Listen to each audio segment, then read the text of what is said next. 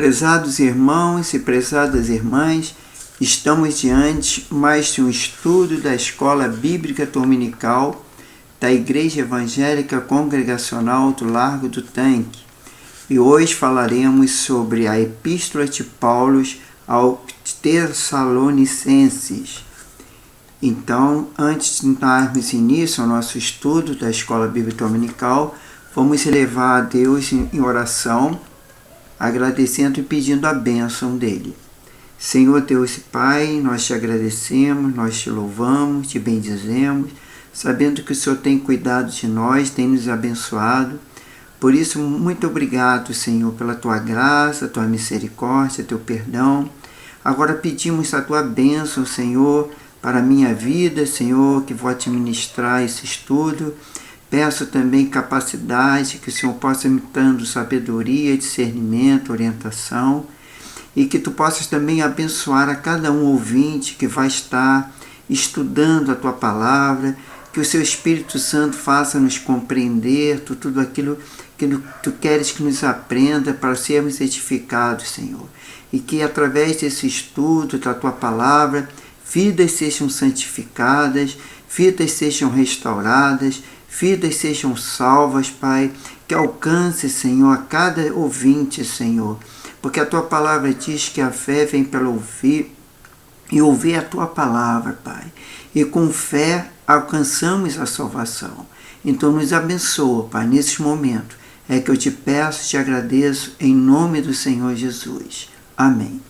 Então, irmão, vamos estar em início a mais esse estudo da palavra de Deus, né? Que é a carta de Paulo aos Tessalonicenses, que é a primeira carta, que a igreja em Tessalônica era exemplar, como diz o autor, né? Entretanto, era imatura porque houve pouco tempo de contato pessoal com Paulo. Por volta de 51 e 52 depois de Cristo, animado com as boas notícias enviadas por Timóteo, Paulo escreveu essa epístola com o objetivo de estimular os tessalonicenses a permanecerem na fé e a partir da perspectiva do retorno de Cristo. Os labores de Paulo, entre aspas, né, como diz, como pai espiritual da neófila igreja foram supremamente recompensados e sua emoção é visível a cada linha desta epístola. Fecha aspas. Temos aqui na revista a visão panorâmica, que são as informações básicas, né, no item 1.1, que fala sobre o grupo, que é a Epístola aos Paulinas Eclesiástica, né? O autor, já sabemos que foi Paulo. A data foi mais ou menos 51, 52 depois de Cristo, né? E o local em Corinto. O alvo era os cristãos da Tessalônica e o versículo-chave é 1 Tessalonicenses 3, 12 e 13. E a expressão-chave é vida cristã. Temos como esposo, né, a experiência, que é seu passado, e a expectativa, o futuro, que a primeira experiência é na teoria. E está lá em 1 Tessalonicenses 1, 3. E a prática, que tem a expectativa, que é o futuro, está em 1 Tessalonicenses 4, 5. No item 1.3, Tessalonicenses em uma sentença, no qual o autor fala que a epístola é uma ação de graças a fim de encorajar e orientar os crentes em Tessalônica para a boa prática da vida cristã. Temos no item 2 o contexto, que é a cidade de Tessalônica, que é similar a Corinto. Tessalônica era metrópole cosmopolita, cujos habitantes vinham de toda parte do mundo, conhecido na época. Do norte vieram os germânicos, com seus paganismos, e da Caia vieram os gregos, com sua filosofia. E do ocidente vieram os romanos, com poder e riqueza. Por fim, o oriente, vieram também muitos judeus, com seu legalismo religioso. Mesmo com todo o secretismo presente ali, Tessalônica foi apelidada de a cidade ortodoxa, por causa de seu caráter cristão. No 2.2, a igreja em Tessalônica foi fundada na segunda viagem missionária de Paulo, quando Paulo e Silas libertou os cárceres de Filipe, dirigiram a Tessalônica, em Atos 17, 2, 4. Relata que só Paulo só pregou 3 sábados na sinagoga. E os versos 5 e 10 mostram como a oposição dos judeus foi tal que Paulo e Silas tiveram que fugir à noite para Pérea. A mesma oposição obrigou Paulo a fugir de Bereia para Atenas, de onde mandou Timóteo a fim de saber como iam aqueles novos crentes em Tessalônica. Está lá em 1 Tessalonicenses 3, entre 1 e 2 e versículo 5. Foi o relatório de Timóteo que impeliu Paulo a escrever a primeira epístola. Então temos aí o 1 Tessalonicenses para hoje, né? Assim como Tessalônica, sofremos por causa do secretismo religioso em nosso país, que é verdade. Apesar das diversidades religiosas, temos conseguido apresentar nossa identidade cristã evangélica para o mundo. Então é uma pergunta, né? E continuamos estimulando a vida segundo as Escrituras. É outra pergunta. E o conteúdo, que é no item 3, né, que fala aqui na revista, o progresso da fé dos Tessalonicenses. Na epístola, encontramos muitos elementos do comportamento dos Tessalonicenses, que animava o coração de apóstolo Paulo e tornava aquela igreja um referencial. Um indicativo claro da correta postura dos Tessalonicenses pode ser visto na prática da triade cristã. Temos a triade cristã, que é a fé, o amor e a esperança. A igreja em Tessalônica era identificada como o povo que viveu o cristianismo autêntico, pois imitava o Senhor Jesus. Está lá em 1 Tessalonicenses 1,6. Recebia a palavra com alegria, 1 Tessalonicenses 1,6 e 2,13. Era modelo para outros crentes. Abandonou os ídolos e se aproximou de Deus, 1 Tessalonicenses 1,9. Imitava os crentes maduros, 1 Tessalonicenses 2,14. E progredia na fé, 1 Tessalonicenses 4,1. No item 3.2, o autor fala que os Tessalonicenses é a volta de Cristo, né? Paulo, nas 2 epístolas aos Tessalonicenses, concentrou seu ensino na volta de Cristo. Na primeira, em todos os seus capítulos, encontramos textos sobre a volta de Jesus. Aí temos um quadrinho aí, né? Que tem o texto lá em 1,9, 10, aguarda os céus a volta de Cristo. No capítulo 2, 19 e 20, exulta com a volta de Cristo. No capítulo 3, 12 e 13, viver em santidade para a volta de Cristo. E no capítulo 4, 13 e 18, conhecer a doutrina da volta de Cristo. E no capítulo 5, 1 de 11 e depois 23, ser vigilante e sóbrio para a volta de Cristo. Segundo Roberto Illing, a vinda do Senhor é esperança, inspiradora para os recém-convertidos, animadora para os servo fiel, purificadora para o cristão, consoladora para o enlutado e despertadora para o cristão que dorme. Já no item 3.3, luta de Paulo e dos Tessalonicenses, que eles lutavam contra a tribulação, sofrimento, perseguição, tribulações e aflição. Já no item 3.4, Cristo na epístola. Cristo, entre aspas, é visto como a esperança de salvação dos crentes, tanto agora quanto em sua vinda. Quanto ele regressava, libertará, guardará, aperfeiçoará, ressuscitará e santificará todos que neles confiam. Fecha aspas. Então a gente vê agora no quadrinho Tessalonicenses para hoje, que, entre aspas, vigiemos e sejamos sóbrios. Está lá em 1 Tessalonicenses 5,6. Assim, Paulo chamou a atenção daquela igreja em vista de volta de Cristo. A mensagem é para nós, hoje também. Você está vigiando constantemente? Aí tem uma pergunta. Aguardando o Senhor Jesus? Né? E temos a conclusão. Reafirmemos em nosso coração a trindade cristã apresentada na epístola. Fé, amor e esperança. Está em 1 Tessalonicenses 1,3, conforme 1 Coríntios 13,13. Precisamos de fé para aguardar a volta de Cristo. E precisamos amar para cumprir nosso papel na terra. Cada um de nós precisa de esperança para viver estimulado, em face às muitas lutas da vida. Essa é a síntese dessa maravilhosa epístola. Aí temos aquele quadrinho durante a semana, né, que nós temos reflita e tecida durante a semana. Na segunda-feira, 1 Tessalonicenses 1, de 1 a 10, Paulo agradece a Deus. Você agradece a Deus pelas bênçãos recebidas? Eu acho que nós devemos ser gratos a Deus por tudo, né? Na terça-feira, 1 Tessalonicenses 2, de 1 a 12, a obra de Cristo é cheia de lutas, porém gloriosa. Tenha isso em mente. Na quarta-feira, temos 1 Tessalonicenses 2, do 13 ao 19.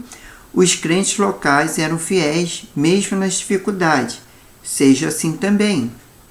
E na quinta-feira, 3, de 11 a 12, Paulo ora pelo crescimento da igreja. Você ora pela maturidade de seus irmãos? É uma pergunta. Na sexta-feira, 1 Tessalonicenses 4, 9 ao 12, Paulo exorta os crentes a se amarem. Você ama seu irmão em Cristo? E no sábado, 1 Tessalonicenses 4, 13 e 18, a volta de Cristo é certa. E você crê nisso? E no domingo, 1 Tessalonicenses 5, 1 até o 11, não sabemos o dia e a hora, a volta de Cristo. Aí pergunta, você está preparado para esse dia? Nós devemos estar preparados e procurarmos a santificação, porque sem santificação ninguém verá a Deus. Essa lição ela foi bem rápida, né? Não tem assim muita coisa. Agora eu tenho uma introdução sobre a lição que eu quero expor e quero dizer uma coisa muito importante.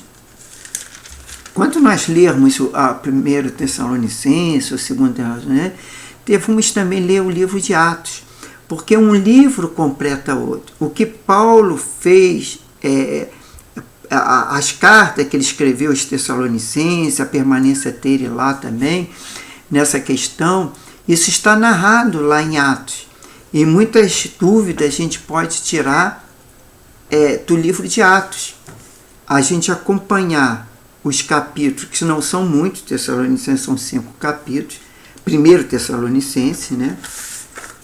2 Tessalonicenses, que apenas temos 4 capítulos, mas ocorre que nós devemos sempre estar lendo o livro de Atos. Agora eu vou ler com os irmãos a questão de uma introdução aqui, que eu queria falar para enriquecer o conhecimento. A gente tem em 1 Tessalonicenses 1 a 10 as marcas de uma igreja verdadeira, tá? Que é a epístola de Paulo aos Tessalonicenses. E no capítulo 2 a 20 temos os tributos de um líder espiritual. Já no capítulo 3, de 1 a 13, tem as marcas de um pastor de almas. E já no capítulo 4, de 1 a 12, temos uma vida que agrada a Deus. E já os fundamentos da esperança cristã está no capítulo 4, de 13 a 18.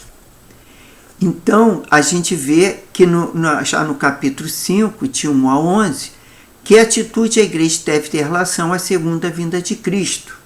Né? É uma pergunta. Então, essa questão da epístola de Paulo aos Tessalonicenses tem como muito objetivo como cultivar o relacionamento saudável na igreja. Então, vamos ver aqui a estratégia que Paulo usou, né, para passar essa mensagem, essa epístola aos Tessalonicenses. Vamos lá, a plantação de uma igreja estratégica, está lá em Atos 12, 1, 9, por isso que eu falei que é importante estarmos lendo não só a questão do livro a epístola de Tessalonicenses, mas como o livro de Atos. Antes de se comentar a carta de Paulo à igreja de Tessalônica, vamos estudar sobre a plantação dessa igreja. Conhecer a cidade, o tempo, a luta e o resultado da pregação de Paulo. Nessa importante capital da Macedônia, não de vital importância para compreender o que o apóstolo escreveu.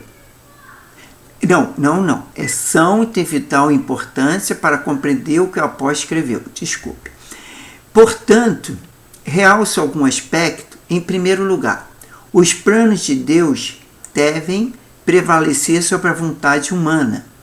O apóstolo Paulo queria entrar no continente asiático em sua segunda viagem missionária, mas Deus o direcionou para a Europa. Ele pretendia ir para o Oriente, mas Deus o conduziu para o Ocidente. Tá? Aí certo escritor escreveu, abre aspas, a invasão da Europa certamente não estava na mente de Paulo, mas evidentemente estava na mente do Espírito Santo, fecha aspas. Por essa razão, o mundo ocidental foi alcançado pelo Evangelho, e a Igreja do Ocidente se tornara a base dos grandes avanços missionários. Ainda podemos declarar, abre aspas, foi da Europa que, seu devido tempo, o Evangelho se espalhou pelos grandes continentes, África, Ásia, América do Norte, América Latina, Oceânia, alcançando assim os confins do mundo. Fecha aspas.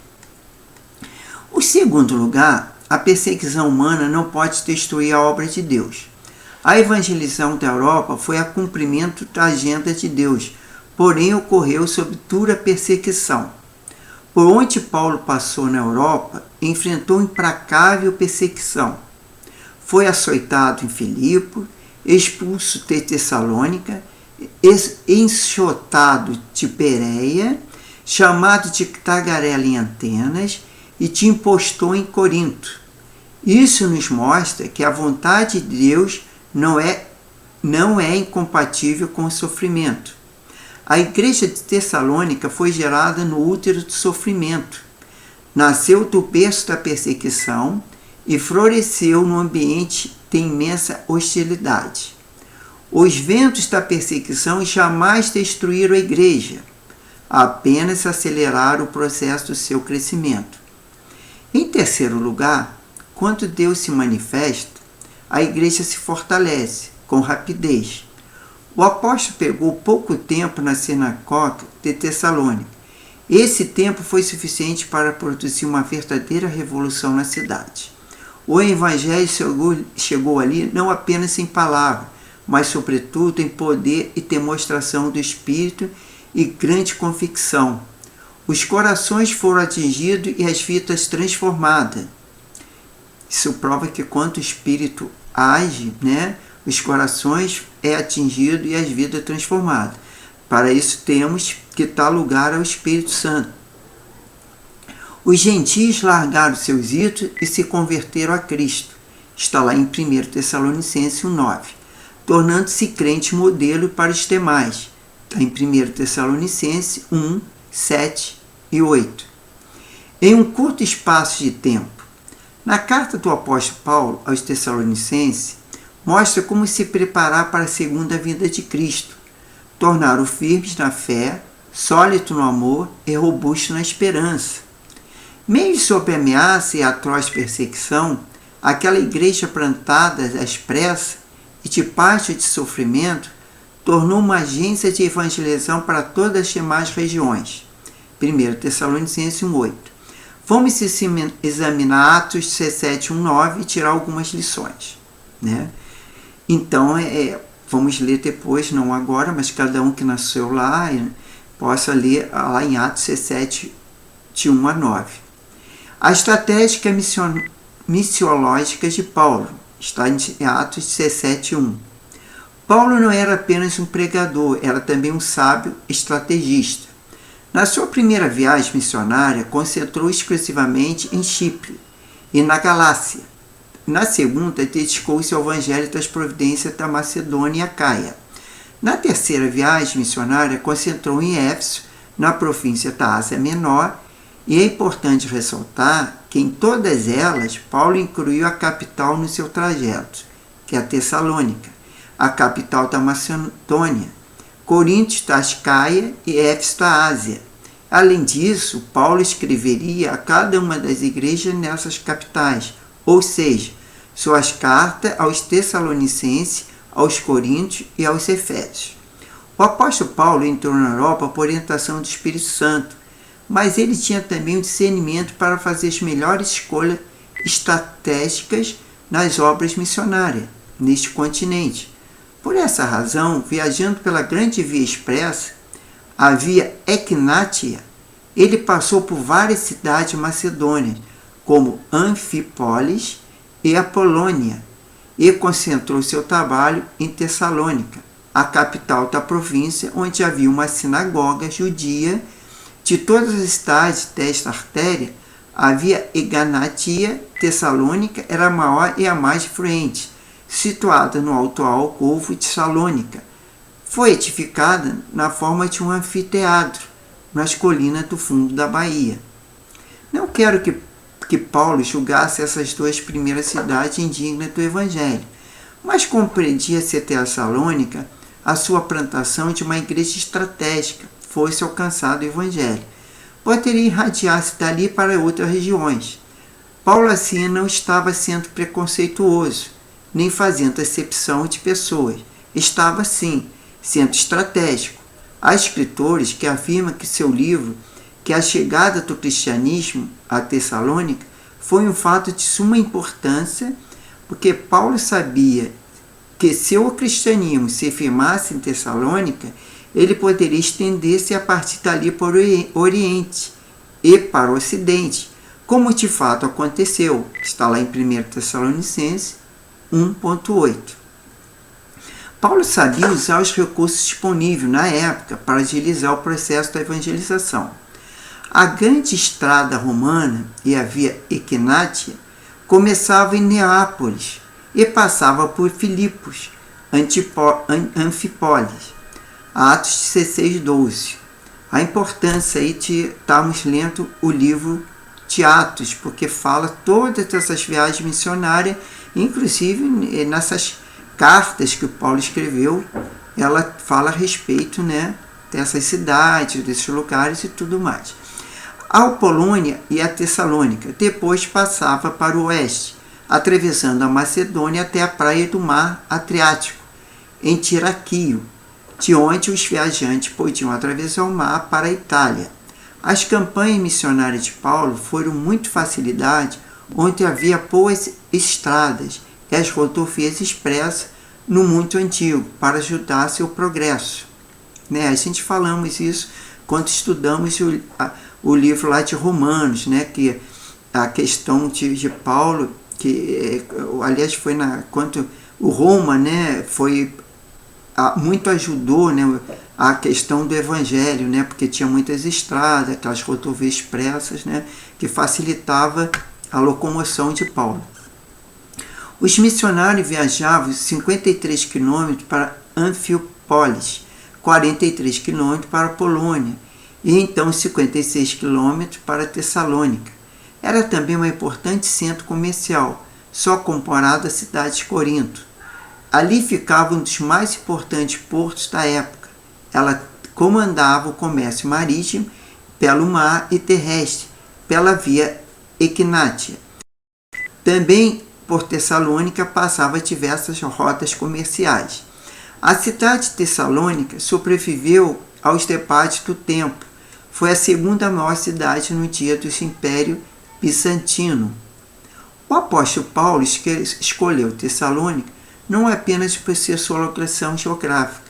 É importante econômica e política, mas também por sua conexão religiosa. Naquela grande centro de cultura grega, os romanos haviam uma sinagoga de judeus. Paulo tinha o costume de usar as sinagogas como ponto de partida para atingir as pessoas com o evangelho. Está lá em Atos 13:5 e 14:44. Em Tessalônica não foi diferente. Na sua estratégia, Paulo usa o lugar certo no tempo certo.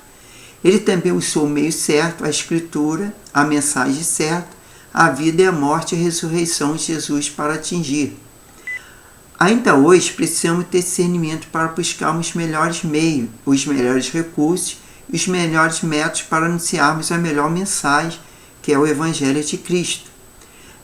A essência da pregação de Paulo, conforme Atos 17:3, Paulo pregou aos sábados, ou seja, nos dias em que as pessoas se reuniam na sinagoga para estudarem a palavra.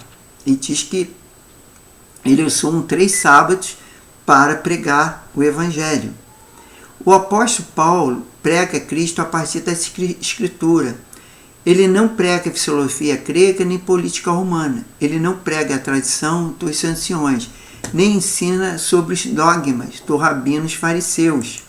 Ele expõe a Escritura a partir delas e apresenta Cristo. 4 verbos descreve a pregação de Paulo na sinagoga de Tessalônica. Ele arrazoou, em Atos 12:7. Paulo dialogou com eles por meio de pergunta e resposta. A palavra grega aqui é empregada. A plantação de uma igreja estratégica nos deu o termo dialética, que nada mais era que ensinar e discutindo por meio de perguntas e respostas. Ele expôs em Atos 17:3, ou seja, explicou para eles o conteúdo do Evangelho, pregar e explicar a Escritura e aplicá-las. O pregador não cria a mensagem, ele a transmite. A mensagem emana da Escritura. Deus não tem nenhum compromisso com a palavra do pregador, mas com a sua palavra. A palavra de Deus não é a do pregador. Tem a garantia que não falta para ele vazia. Para explicar a palavra, é preciso ser fiel na interpretação. É preciso fazer uma exegese sadia, ou seja, tirar do texto o que está realmente nele, e não impor o texto que ele não está afirmando. Ele demonstrou que Jesus é de fato o Messias, no termo demonstrar. Significa colocar lado a lado ao apresentar evidências. Isso se referia à exposição de Paulo, que consistia em colocar o cumprimento ao lado das profecias. Ele anunciou a morte e a ressurreição de Jesus Cristo. Aí 17:3, está lá, abre aspas. Paulo se empenhava em anunciar Jesus. Em outras palavras, ele contou a história de Jesus de Nazaré, seu nascimento, sua vida e seu ministério, sua morte e ressurreição, sua exaltação e a dádiva do Espírito e o seu reino presente à sua volta. A oferta da salvação é o anúncio do julgamento. Não há motivo para duvidar que Paulo tenha dado um relato completo da carreira salvadora de Jesus. No começo ao fim, Paulo não mudou a mensagem. A pregação de Paulo em Tessalônica foi cristocêntrica. Ele falou sobre a morte e a ressurreição de Jesus Cristo. Cristo morreu pelos nossos pecados e ressuscitou para a nossa justificação. Não há evangelho onde a cruz de Cristo é banida. Não há cristianismo onde a morte expiatória de Cristo é relegada a um segundo plano. Não há remissão de pecado sem o derramamento do sangue do Cordeiro de Deus. De igual forma, sem a ressurreição de Cristo, seu sacrifício não teria eficácia. A ressurreição é o estandarte da vitória e a consumação triunfante de sua obra redentora. A pregação de Paulo em Tessalônica foi eficaz. O Evangelho causou grande impacto na vida dos gentios. Em apenas 3 semanas, como eu já falei, ouvimos falar de uma multidão de convertidos. Em bem verdade que Paulo deve ter passado mais tempo em Tessalônica, somos informados que a igreja de Filipe mandou oferta para ele 2 vezes, enquanto estava em Tessalônica. Está lá em Filipenses 4, 15 e 16. E que durante esse tempo precisou trabalhar com suas próprias mãos para completar seu sustento.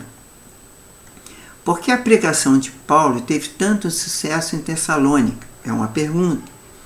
Aí que encontramos essa resposta em sua carta aos Tessalonicenses. 1 Tessalonicenses 1,5, Paulo diz que sua pregação tinha 3 características fundamentais.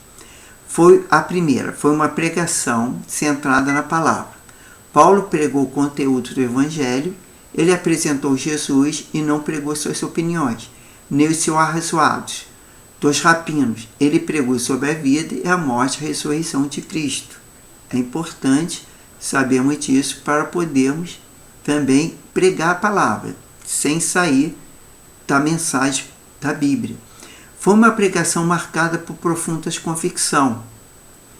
A pregação de Paulo era autenticada pela experiência e pela vida. Paulo não era um pregador de banalidade. Ele não era um alfaiate do efêmero, mas um escultor do eterno. As pessoas convertidas não apenas acreditavam em Cristo, mas entravam para uma comunhão vital com seus fiéis ministros, associando com eles. Possivelmente essas pessoas deixaram a sinagoga e se uniram a Paulo e Silas, na casa de Jason. Não há salvação sem integração da Igreja de Deus, e os que são salvos devem ser batizados e discipulados. Não há crentes isolados, pertencemos ao corpo de Cristo, né? Isso é importante para nós vermos que nós devemos ser unidos na igreja, né?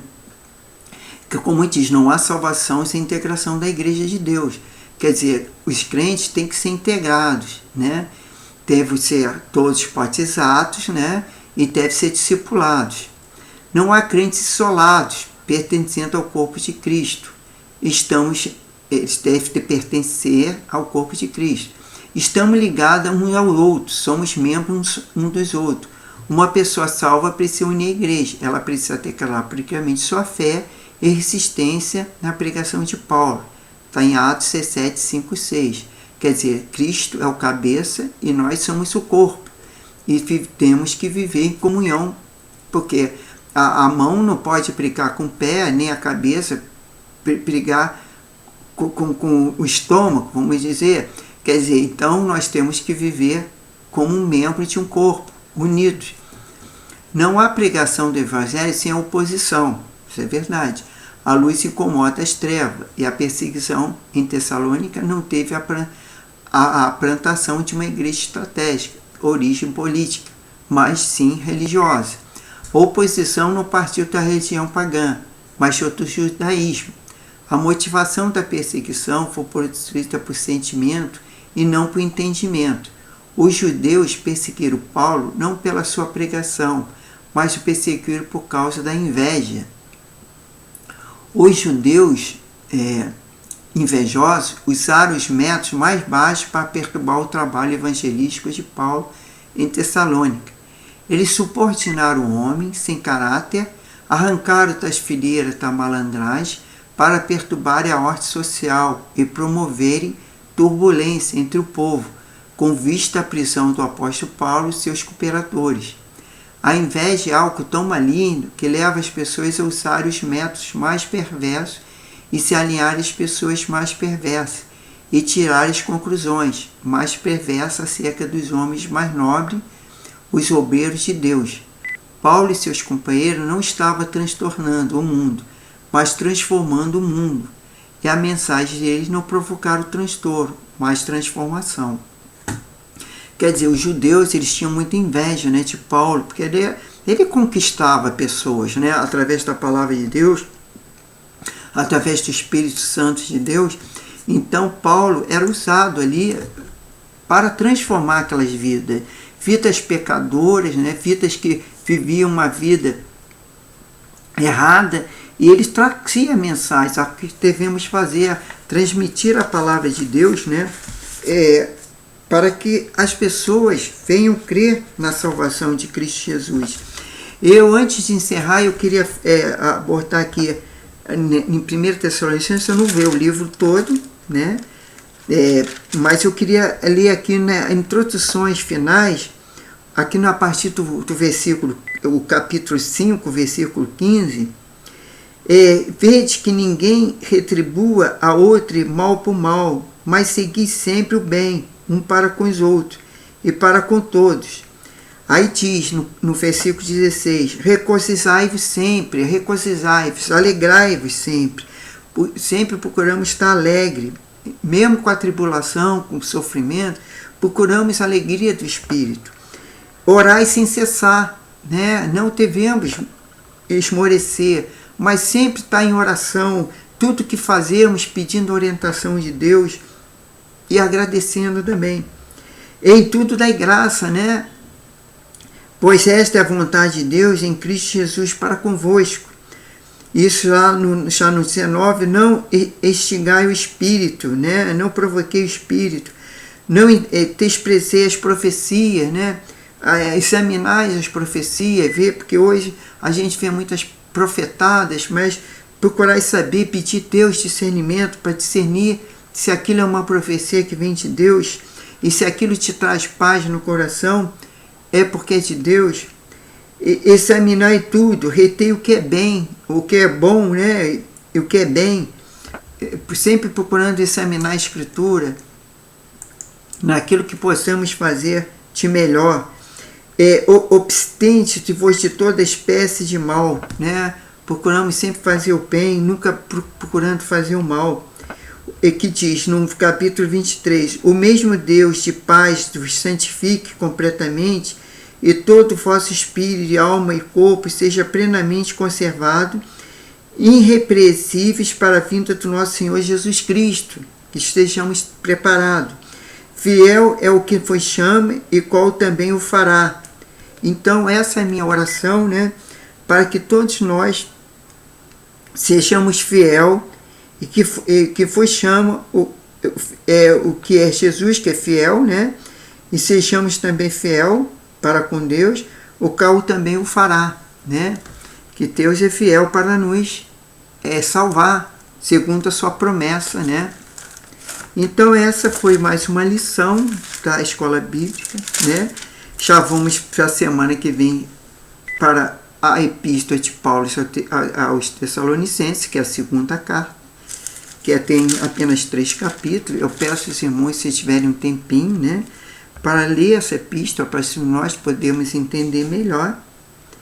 E eu também estou à disposição pelo próprio YouTube ou Zap para tirar qualquer dúvida. E vamos agradecer a Deus, né, e pedir a bênção de Deus para nossas vidas. Senhor Deus e Pai, muito obrigado por mais essa lição.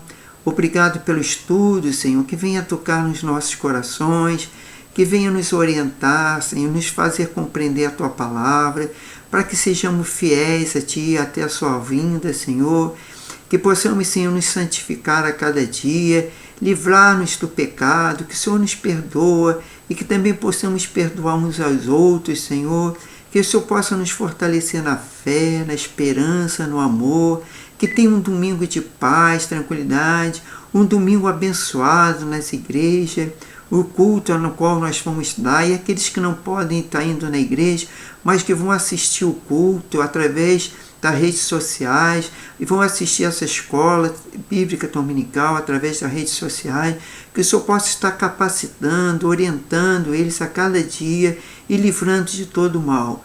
Ter uma semana abençoada, até podermos estar de volta aqui para fazer mais um estudo da Tua palavra.